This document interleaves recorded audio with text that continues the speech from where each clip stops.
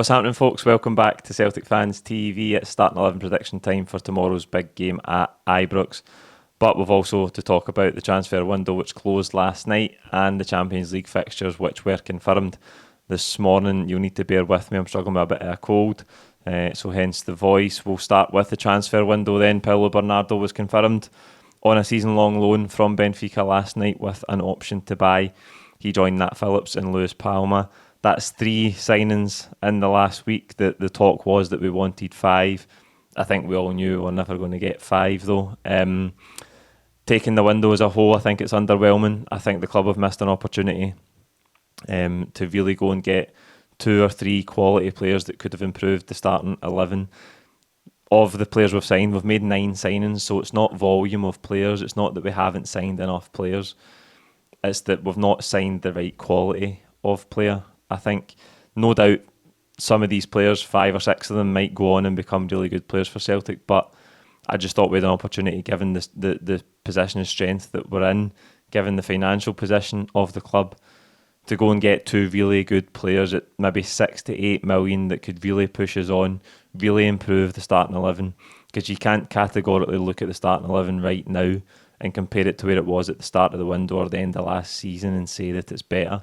It may well go on to become that, but I don't think we've signed enough established quality players. I think we've signed a lot of players in the bracket the club are looking for, which is under 23, sell-on potential, which is fine because we know that is how the club's model functions and we can make huge profit and it keeps the club sustainable. That's all well and fine, but how are we going to progress? How are we ever going to get any better on a European standing if we don't try and go into the next bracket of players? We've done it a couple of times with the likes of Edouard, Julian, Jota, Carter Vickers, and it's paid off.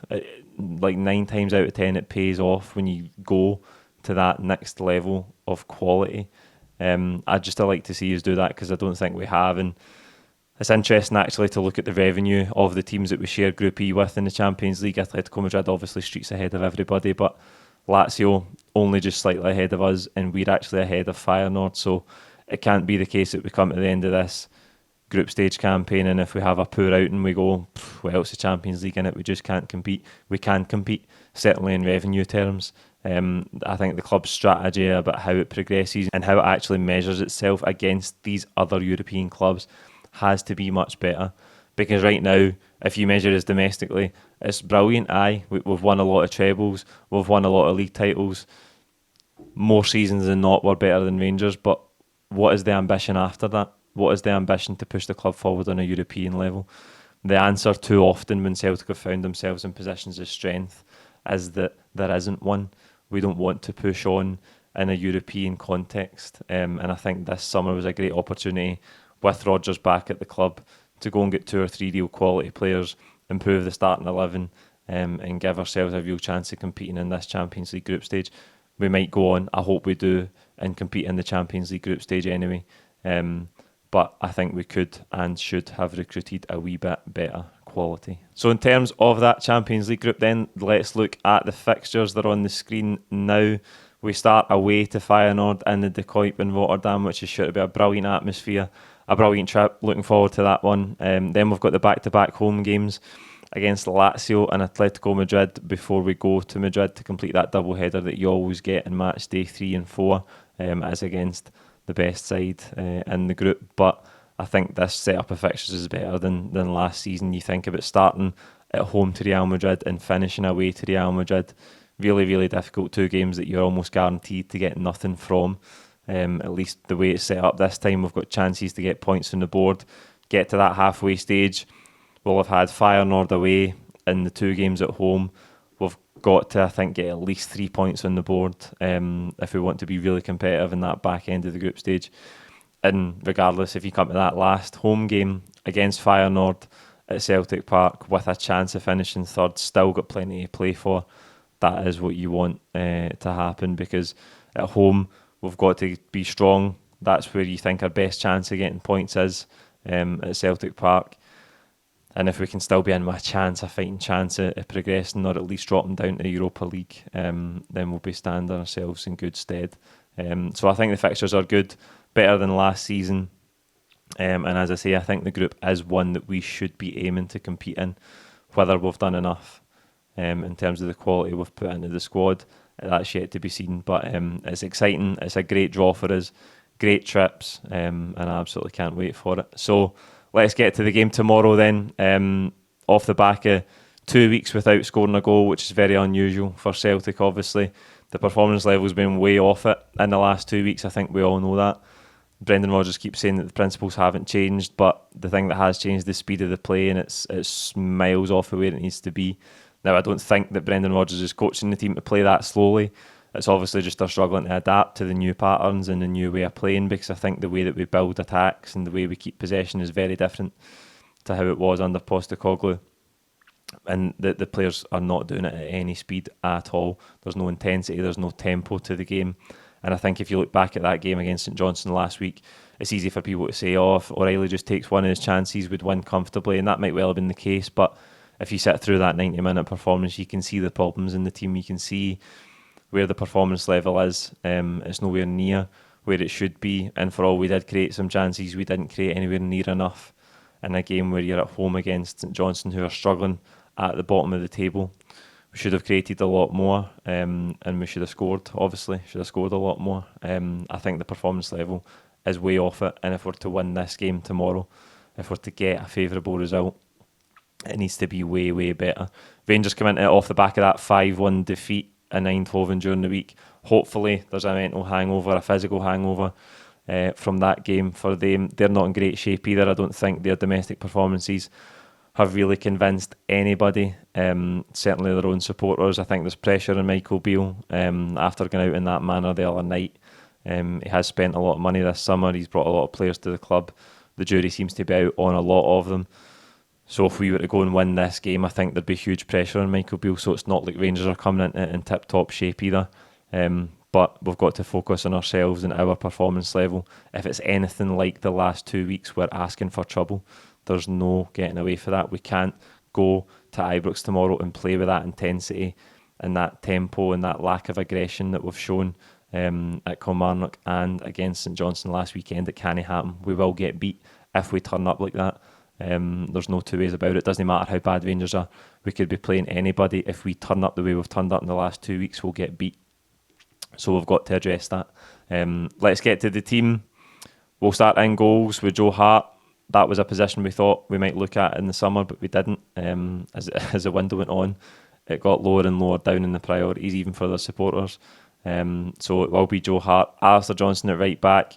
Huge boost to have him back last weekend. I know he only played 60-65 minutes, but I think off the ball he brings an intensity that we've lacked recently. He can cope with these fixtures. He made his debut at Ibrox where he was excellent. And as I say, it's a huge boost to have him into a back four that hasn't played together a lot and has got a lot of new faces in it. Nat Phillips joined on loan to January. I think he should go in. I think he should start if he's fit and ready. I know he hasn't played a lot of football, but when you're signing someone as emergency cover for a position, and with Scales and Lagerbielke playing last weekend, I think Scales really struggled in the game. Not just on the ball. I think all the players were guilty of being too slow on the ball, but even Scales getting beat and behind. Joe Hart to make a good save late in the game because he just didn't deal with a long ball. He had 2 chances to get his body in and defend it and clear it, and he couldn't do that. The St Johnstone attacker came away with it, and Hart had to make a good save. I'd been nervous going into this game with Liam Scales at centre half. Lagerbielke still settling in as well. He had a couple of good long passes in the first half last week, but aside for that, the jury's still out on him. Still too early to judge him. He will be tested tomorrow. I'm going to put him at left centre back. He'll be tested tomorrow, there's no doubt about that. It's a tough environment for any Celtic players tomorrow, away against your biggest rivals. You've got to stand up and be counted. You've got to do your job. You've got to defend properly, and that's what you'll be looking for from the centre half pair and whoever it is to be tomorrow. Left back, Greg Taylor, another one whose performance level hasn't really been where it was last season. Another position we thought the club might look at in the last 7 days, but they haven't. We need a better performance level out of him. We need a better performance level across the whole back five. I know we've only conceded once, but even in terms of their part in building the game and starting the attacks, They've got to be a lot sharper than they have been so far. In midfield, it's the same scenario. Callum McGregor, Matt O'Reilly, and I think David Turnbull will join him. Callum McGregor's form is not where it's been in recent seasons. He looks like he's maybe struggling to adapt with the change in style under Brendan Rodgers, even though he's played in it before. Maybe a slight change in structure as well. We need a big performance for him. You always need a big performance from him in these games, but he's another one that's really got to stand up and perform and lead that midfield battle, because it's always a huge area in these games. We've got to win it. We've got to take control in that area of the pitch tomorrow, and he'll be central to that. In front of him, could Paulo Bernardo get a debut? Possibly. I just think after arriving relatively late last night, I know he probably arrived hours before he was announced. They like to drag it out, but how much will he have changed with the team? He might have a light session today, but is that enough to put him into this game? It might be, because I'm concerned about the partnership of O'Reilly and Turnbull in this fixture. I just don't think there's enough intensity, enough aggression there. I don't think they're quick enough across the ground, either of them, to take control and dominate in there against Rangers. I think we need more. If it is to be those three, we need massive performances out of them. I think they've been really disappointing. Matt O'Reilly, particularly in the last couple of weeks, last week with the chances, I think at Rugby Park, he really struggled again up against a physical, aggressive opponent. He needs to do more. We obviously rejected that £10 million bid from Leeds, which is derisory, I think. I think he's worth a lot more than that, but there is aspects of his game, obviously still in his early 20s, there's aspects of his game that he needs to improve on. And I don't know if him and Turnbull as a partnership quite fits together. So that would be a concern tomorrow, but we need big performances out of all three of them. Right hand side, Liel Abada signed a new contract yesterday, which is encouraging for us. It's good news. But he's another one that's got huge developments to make in his game. I don't think he should be looking to move away from Celtic while his attacking output is so inconsistent. His priority should be nailing down that spot for Celtic, being the go-to man in that position for Celtic, getting assists, getting more consistent in terms of his creative output. We know he's got a knack for scoring goals. He scored some really big goals for Celtic, but he's got to improve. He's got to become a lot more consistent, and he's got to be the kind of player you turn to when you need something to happen. In the last 2 weeks against Kilmarnock, against St Johnstone, he's been in good crossing positions, one-on-one against fullbacks. When you're looking for a goal, you need something to unlock the door for you, and he's let us down. It is really, really poor. He's put crosses either out the pitch or into the goalkeeper's hands. He's panicked when he gets in good positions. Those are the areas of his game he's got to improve. His number one focus, as I say, having lost Jota, has got to be that he becomes the go-to man in terms of creative play out wide for Celtic. He's not there yet. He should be, like, in the wide positions, he should be not the number one name in the team sheet, and he's not. And I think that tells you where his consistency's at, it tells you where his game is at, and it shows you where he's got to make improvements. So I'm happy that he signed a new contract. I'm glad he stayed. We couldn't afford to lose another key player, but he's got big improvements to make in his game, Liel Abada. Dyson made on the left-hand side. Yang has impressed a little bit. I think you can tell that he's direct. He likes to dribble, take players on. I just don't think he's quite suited to this environment tomorrow. For a start, I think he'll be a good option off the bench if we need him. I think we know that Dyson Maeda does the dirty side of the game well. And in this game, you've got to do that. You've got to track your runner. You've got to cover the yards. You've got to put tackles in, make interceptions. Dyson Maeda can do all of that. He's got to improve in terms of his attacking output as well. But I think what he does in terms of tracking Tavernier the other way, but also causing problems attacking for us as well. I think the left-hand side's key for us tomorrow. PSV got a lot of joy down Rangers' right-hand side on Wednesday. We've got to try and do that as well. We've done it before. I think we've got to try and create overloads in that area of the pitch and make Tavernier uncertain about his position and really go and punish Rangers when we get the opportunity. Kyogo will obviously play through the middle. That's the other position we're light in. I think if anything happened to Kyogo, we'd be short. We'd be in dire straits if a medium long-term injury happened to Kyogo. We'd be in a bad nick. O's obviously been out injured. He's coming back. He might even be in the bench tomorrow. But I don't want us to become too reliant on Kyogo. We know he's a great goal scorer. He's a fantastic player. His role's changed slightly since Rodgers came in, and that he's trying to come deep and link the play, and it worked for the first 2 games. In the last 2 weeks, it stood out like a sore thumb as a problem, though, because he's been coming deep to link it, and then when the balls have been coming into the box, he's not there because he's came too deep to link the play. We can't have that scenario tomorrow. We've got to get him in goal-scoring positions and create chances, because we would back him to put them away with the goals he scored for Celtic. I'm just concerned we're a wee bit light in that position as well. But the transfer window's done now. It's gone. We've got the squad that we've got. We've got to go forward with it. And when we get to January, we'll find out if we've got enough or not, because injuries are already hurting us, and we had to bring Nat Phillips in as an emergency in defence. We don't have that luxury now.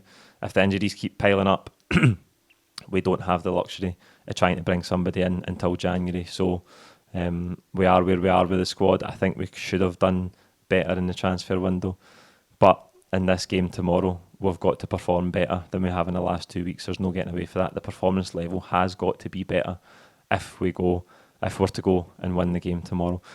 The outcomes are we end up 4 points clear, 1 point clear or 2 points behind. It's September, it's early in the season, nothing is to be decided tomorrow. But as I say, we've got to play a damn sight better if we're to go and get a victory. There you go, that's the team that I think the manager will pick.